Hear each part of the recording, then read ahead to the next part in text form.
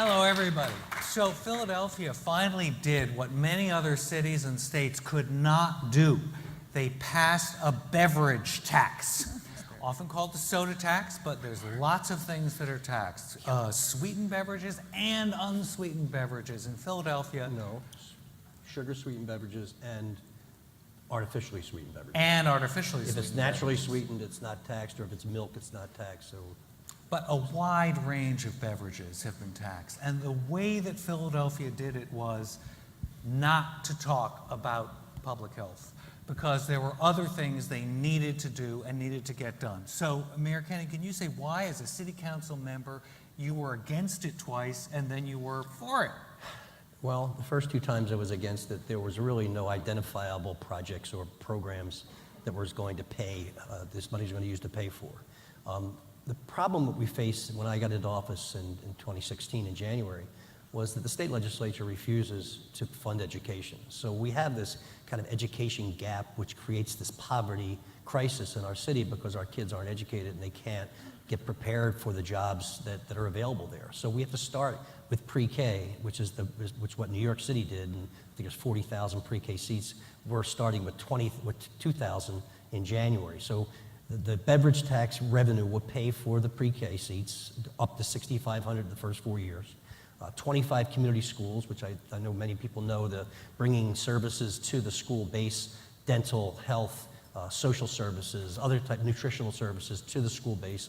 Plus we have a large recreation, parks, and library departments that have facilities that have not been improved or renovated in sometimes 60, 70, 80 years. So we're going to use those dollars, $90 million of that revenue, to do those kinds of services. And people understood what we were going to do with the money, so they were supportive and encouraged their council members to vote for the beverage tax. And you had to get 9 of 17 city council members, not an entire vote, which has been the tripping point. We'll be talking about Oakland and the difficulty of getting a majority vote. But could you also explain the theory of taxing distributors and not customers? That's an excise versus a sales tax. I think that's not very understood. This is not a sales tax. This is a tax at the distribution level, and they can decide to pass that tax on to their consumers or not. So it's their business model which will determine what the consumer pays at the point of sale. It's not collected at the point of sale, it's collected at the distribution level. And so this is not in any way a sales tax, because we could not impose a sales tax. Only the state could do that. This is a tax on distributors.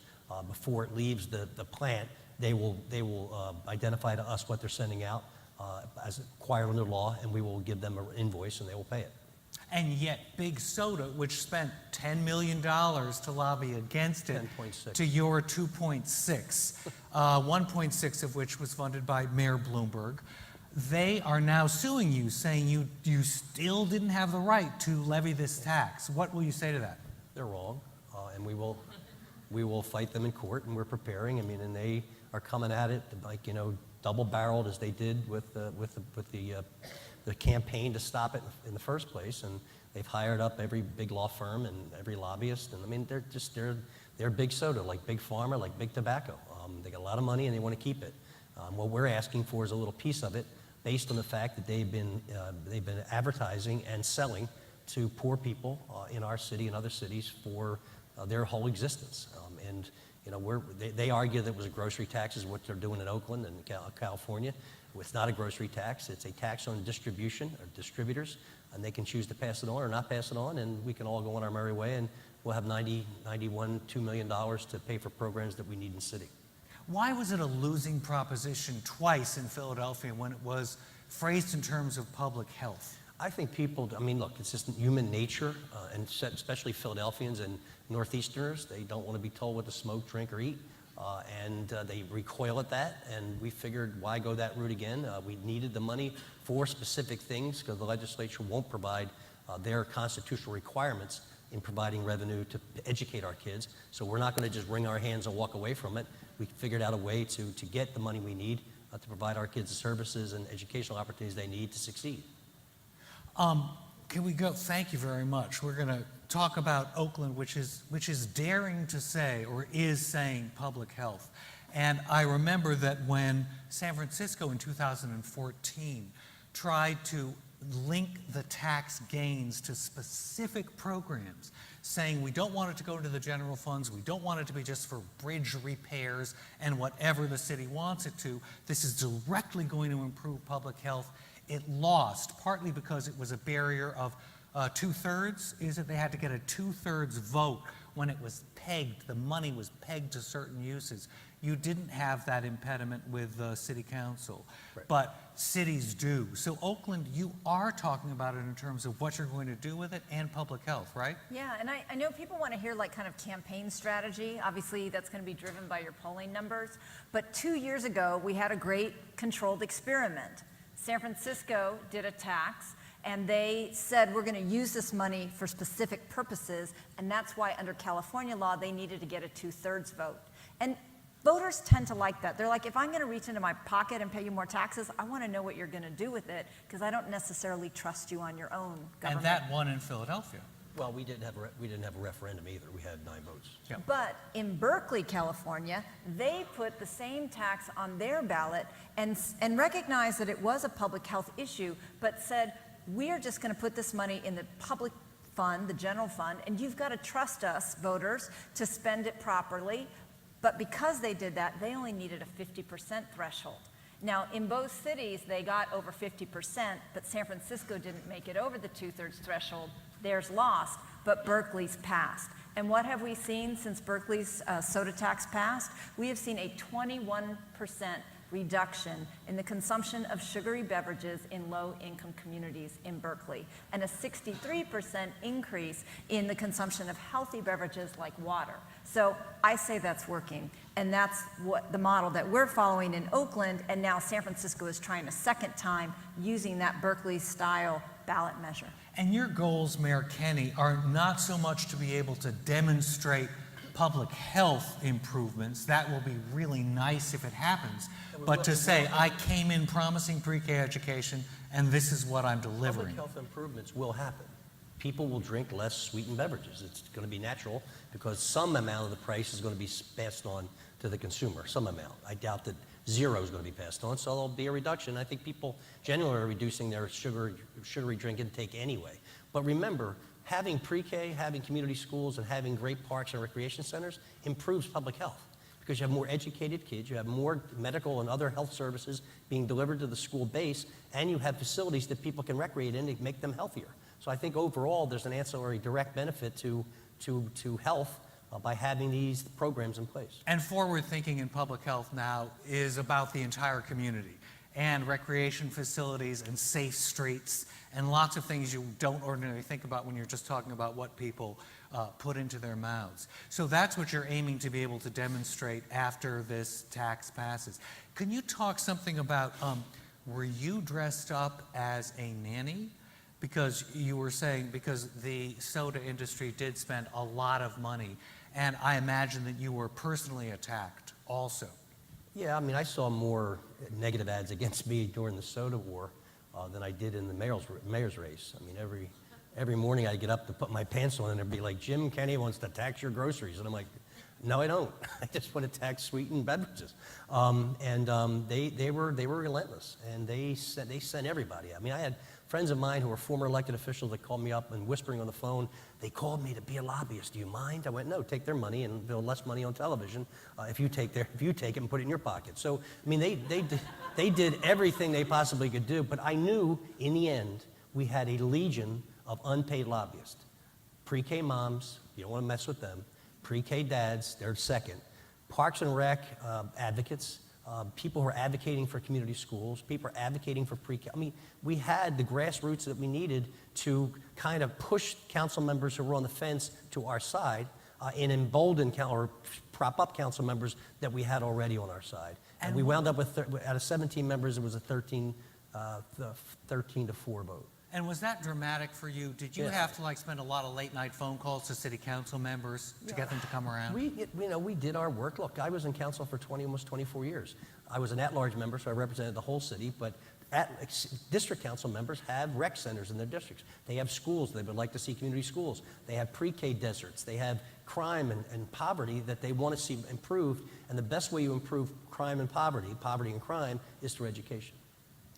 What was the theory behind adding artificially sweetened beverages? Well, it's not something we asked for 3 cents an ounce on sweetened beverages, and we wound up with 1.5 cents on sweetened and 1.5 cents on non-sweetened. There were members of council who believed that people in low-income neighborhoods were going to bear the biggest burden of the tax. So we went with the unsweetened too. I guess the aspartame is probably at some point in time just as bad for you as the sugar. So, you know, I just needed the revenue. I needed $90 million. And you're going to spend it on pre-K, but also a number of other programs. Pre-K community schools and then the Parks, Recs, and Library rebuild. And what is Oakland going to spend it on? So again, we cannot legally bind ourselves to spend it on anything in particular, but the measure does require that we establish a community health board, and that board has to have representatives from the communities that are most impacted by the health impacts of sugary beverages, and that is type 2 diabetes, which is at epidemic levels, childhood obesity. Right now, 37% of my kids are obese. That is a health crisis, as well as tooth decay, heart disease. So that board is created if this passes, and they do have to at least recommend programs that this money could be spent on to improve health outcomes and to increase the awareness. And I'm glad that our campaign, just in and of itself, even if it doesn't pass, is creating awareness that sugar-sweetened beverages are the single largest contributor to these health problems. And there's something unique about liquid sugar that particularly exacerbates type 2 diabetes. And it's really important that the public knows that. And then one other thing that I think is kind of fun about Oakland's campaign, we're actually using the fact that the beverage companies are putting so much money into we're using that as part of our campaign message. The slogan in Oakland is Oakland versus Big Soda. That is actually the campaign slogan. And so we're creating awareness that don't believe all the money that the other side is putting into this. That should, in and of itself, offend you. But it got very messy in New York City. I mean, really messy. Mayor Bloomberg dressed up as a nanny, but it wasn't just that. It was I wasn't doing that. African-American communities saying you are unfairly singling us out and you are removing consumer choice. And this is specifically targeting our community, and it is wrong. And that was a winning argument. And African-American representative organizations withdrew their support. You're also facing an enormous spend on the part of Big Soda. Did you say it was $20 million Big to his Soda's, 10.6? Yeah, Big Soda's spending about $20 million because we have, that's on San Francisco and Oakland combined. Our campaign budget is about $150,000. San Francisco's is about $250,000. Now, that doesn't include an independent expenditure by Bloomberg. Thank you. But that happened in Richmond, and it went down to defeat, even though Richmond tried to pit it as a campaign of little guy against the big guy, but they lost. So what makes you think you're going to succeed? Well, soda is definitely targeting our communities of color, and we're trying to counter that with the fact that overall, 40% of our kids are at risk of type 2 diabetes, but when you're talking about African American and Latino kids, it's nearly 50%. These are the communities that are actually having the most harm, and we are seeing soda companies market directly to these communities, bypassing parents, marketing directly to teens and youth so that they can, this stuff, it's the new cigarette. Sugary beverages are the new cigarette. But these aren't always winning arguments, especially when people see their freedom of choice being removed. So how are you able to try to overcome that? All I can say is right now we have a 16-point lead in the polls. Well, that is Something's really working. surprising and good news. And presumably it's part of the momentum of Berkeley. And it's really going to help Berkeley because the vendors in Berkeley were saying everybody's going to go over to Oakland and buy their soda cheap. So now they won't be able to in Oakland, right? But don't underestimate what one city can do. I just opened my paper today, or online, and there's a big headline that says, Coke and Pepsi ditching soda. Ditching sugar. Now, when you read a little more carefully, they're not totally ditching it. But obviously, they are responding to the actions of cities like Philadelphia, like Oakland. I mean, the minimum wage campaign in California started out city by city by city, and then the state legislature had to adopt a new minimum wage for the whole state. Cities can win. We can change the world. That's why we're here at Bloomberg. Okay. Well, that's why she got elected mayor. This is also what New York City did with trans fats, what Mayor Bloomberg is doing with cigarettes, and Mayor Kenney, you were talking about some kind of innovative cigarette plans. I don't know Well, if it's you're not, willing it's to not discuss innovative. them. We have Tom Farley, who used to be the health commissioner in New York. He's now our health commissioner, and he was, I'd be honest with you, he was not happy with our lack of public health argument on the beverage tax. So we sigged him on cigarettes. So we have a new set of regulations that will eliminate the cigarette vending license for any company that either goes out of that sells their store or even transfers their store to their kids. They will not be allowed to sell cigarettes any longer. So we're going to try to eliminate the opportunities to buy cigarettes. Plus, we're going to, if you sold underage, I don't hold me to this, but I think it's 3 times in a year, your license is eliminated and you can't get it back at all. And were you mentioning anything about physical proximity to schools? Yes, physical proximity to schools, 500. You can't reestablish. You can't sell your store to somebody else within a school zone. And we've limited the amount of advertising on the windows and other things that they can do. So he's happy that we passed the beverage tax. He's happier that he's going after cigarettes with a vengeance. So we'll get both places that we need to be. The next dream of most people who are trying to combat fast food's inroads to schools is not only to have gotten them out of the schools, but to try to get them out of the surrounding districts. So the fact that you're taking this approach with cigarettes, maybe fast food vendors can follow. Yeah, fast food. I mean, look, obviously fast food is problematic for you, but it's such an identifiable part of McDonald's and all that. But cigarettes are, everybody knows cigarettes kill you. So really to eliminate that up, and they're selling in our city. These guys sell loosies. They sell 1 or 2 cigarettes out of a pack to kids or to adults even in poor neighborhoods. So we're hoping over the course of 4 to 8 years to reducing the number of vendors in the city, especially around schools. Was that everybody knows idea part of why you were comfortable de-emphasizing public health in getting the soda tax passed? Honestly, look, as I said earlier, there's Beverage tax. Beverage tax. Thank you. There's going to be there's definitely going to be health benefits to the upholding of the beverage tax. But I didn't do it for that reason. The reason we did it is because I need kids educated in pre-K. I need community schools that take care of those health problems, and I need an infrastructure rebuild that will also not only rebuild the physical facilities, but allow entrance into the construction trades and other things that traditionally minority kids have been shut out of. So there's an opportunity now for job development through this program, and we're going to have strict regulations on minority participation in the construction trades when it comes to the rebuild of these facilities. And it's good. I mean, these things all go together. We did a recent focus group, and we were surprised that a lot of teachers identified tooth pain as one of the reasons that their students were not able to pay attention in class and actually get educated. And so health and educational opportunities really go hand in hand. I know that we're really working on actually doing urban farming at our schools and teaching kids about healthy choices and actually making those foods more available at their schools themselves. That's part of the whole holistic approach. Well, we've got 2 different strategies. You're risking being accused of being a nanny. You know, we know what's better for you, we know what's bad for you, and look how bad this is for the kids. But we're bringing it to our voters, right? Yeah. I mean, and I just want to say my city council unanimously voted to place this on the ballot. So that was not, the political will was not the question, but we do need to sell it. We are not nannies because we're inviting the people to have the final say. And we will see what they'll do. And Philadelphia had the winning strategy. First, 9 members. So the Philadelphia Inquirer divided how much money Big Soda spent of that $10.6 million per city council member to get those votes. I really feel bad for them, yes.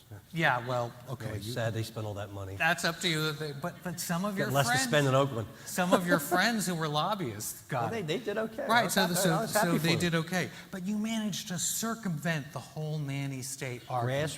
Grassroots support. That's it. Moms, dads, clergy, unions. That's how we did it. So we have 2 strategies, one of which won, one of which we're looking to and hope wins. will win. And thank you both for coming, and Great, thank you all. Thanks. Thank you.